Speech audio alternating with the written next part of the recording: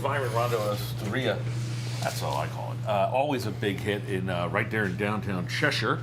Tommy Crawford's been with them a couple of years. Good morning, welcome back. How you doing? Always nice to have you here. Big time of year because you're getting ready, obviously, for the warmer weather, but also Easter's a big holiday and a big business for you, right? Yeah. Yeah. Very exciting. We'll talk about what they're doing in just a minute. But in the meanwhile, lamb. I mean, listen, if I had lamb every day for the rest of my life, I'd be a happy camper. But we're going to do a herb-crusted lamb. And let's talk about some tips with this first, because admittedly, I don't do this at home. I buy lamb chops, I throw them on the grill with a little salt and pepper, and I'm done. But if I wanted to do this, if I wanted to go for the loin and really do it right, what am I doing? Well, first we're going to season it up nicely, generously, salt and pepper, and then I have a little herb rub with rosemary, thyme, some garlic, and peppercorns. Peppercorns. Yeah, I'll help you out there. And then, how long? Obviously, you want to coat that generously as well. Coat it well. I like to sear it off in a pan to get it nice and caramelized. And that's what I was going to go to, because there's a three-step process. Yes. First, the searing. How long are we going to do that?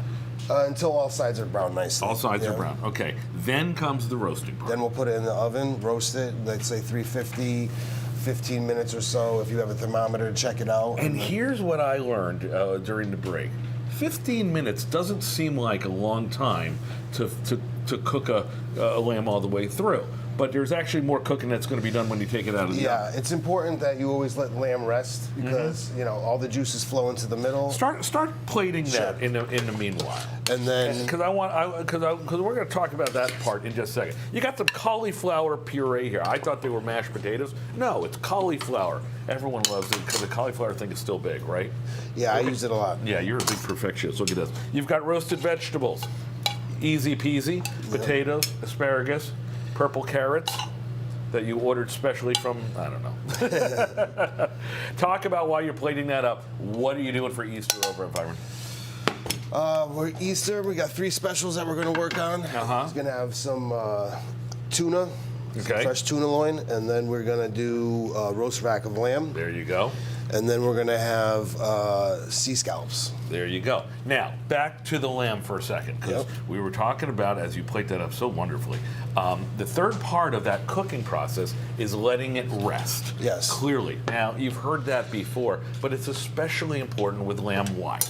Because if you ever notice when you take meat off or lamb and you cut into it directly, it'll tend to bleed out. So when you rest, all those juices return back to where they're supposed to be. You cut into that piece the first time, and then it gets red all over on the plate, and that's fine. That's lamb goodness, but it's still not as perfect as the plate that you just put up. And by the way, we had one ready as well.